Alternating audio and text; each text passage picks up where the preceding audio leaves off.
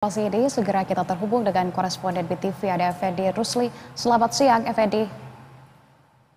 Effendi, bagaimana dengan tanggapan dari pondok pesantren karena sebelumnya ini disampaikan bahwa pondok pesantren sampai dengan saat ini belum bisa juga mengunjungi dari keluarga korban. Apakah saat ini sudah ada perkembangan Effendi? Baik Mbak Anissa, dapat kami sampaikan bahwa kasus ini telah terjadi pada 31 Agustus lalu, di mana setelah kejadian korban mengalami trauma berat dan gangguan psikis. Hingga saat ini pihak pesantren dikabarkan belum pernah berkunjung dan melihat keadaan korban di rumahnya. Dan itu telah berlangsung sejak seminggu yang lalu.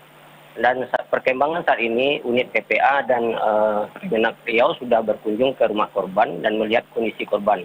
Dari pantauan kami di rumah korban, situasi korban memang mengalami trauma berat, tidak mau bergaul dan cenderung menyakiti diri sendiri dan tidak mau kembali bersekolah.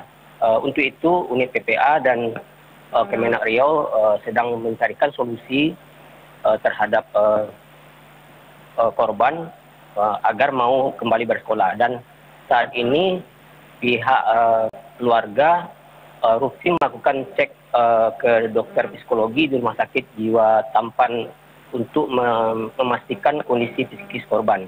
Begitu Mbak Anissa.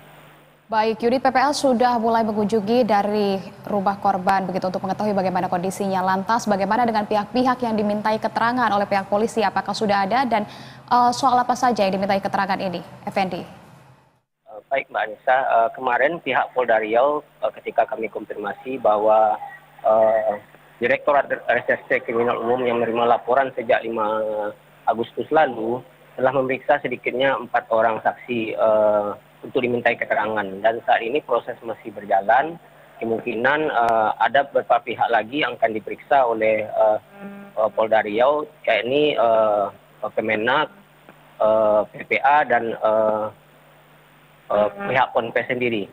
Dan pihak Ponpes sendiri setelah kami konfirmasi pada beberapa hari yang lalu, itu menyangkal bahwa terjadi kasus dugaan penganiayaan dilakukan oleh 2 santrinya di Ponpes tersebut.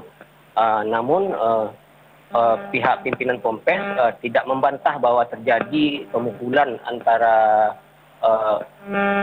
senior dengan juniornya itu.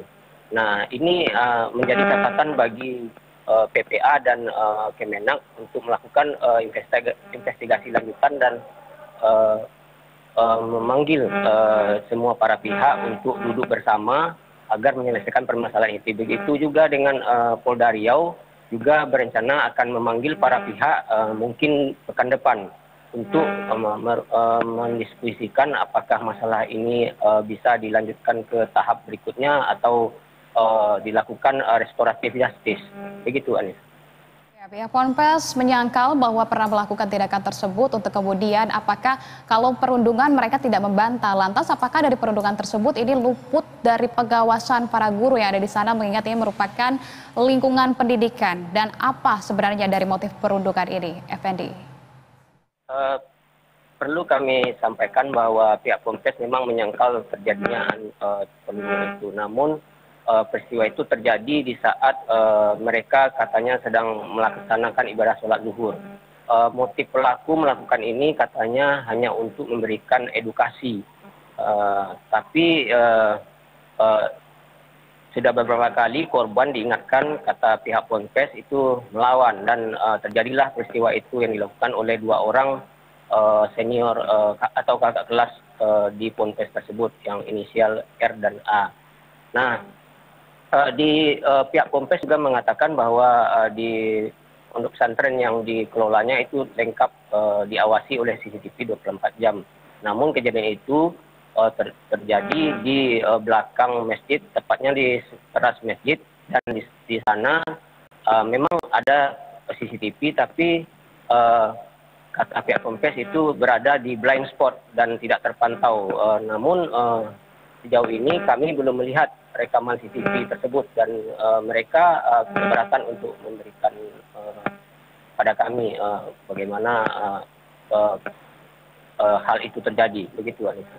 Ya, tentu tidak dibenarkan dengan edukasi menggunakan kekerasan dan ini menyebabkan gangguan mental kepada korban. Selain gangguan mental, apakah korban juga mengalami luka fisik, Effendi?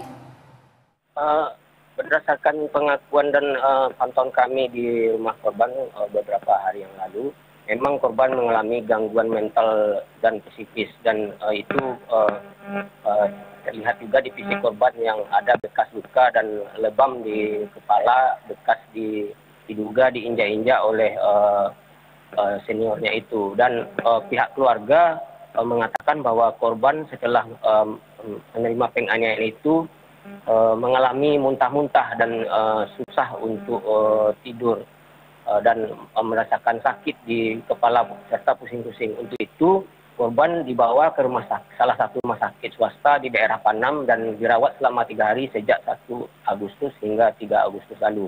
Kemudian menyarankan unit PPA menyarankan bahwa karena korban selalu berteriak, tidak mau didekati dan tidak mau bergaul dan selalu mengurung diri dan tidak mau bergaul seperti biasanya, dan unit PPA menyarankan bahwa keluarga korban untuk mencek psikologinya ke dokter, dan hal itu dilakukan beberapa hari yang lalu ke Rumah Sakit Jiwa Tampan. Di sana korban mendapatkan pengecekan psikologi oleh dokter psikologi dan diberikan obat penenang. Begitu, Anis. Oke, baik kalau begitu. Terima kasih atas informasi Anda, Effendi Rusli. Kita nantikan update selanjutnya dari Anda. Selamat siang, selamat kembali bertugas.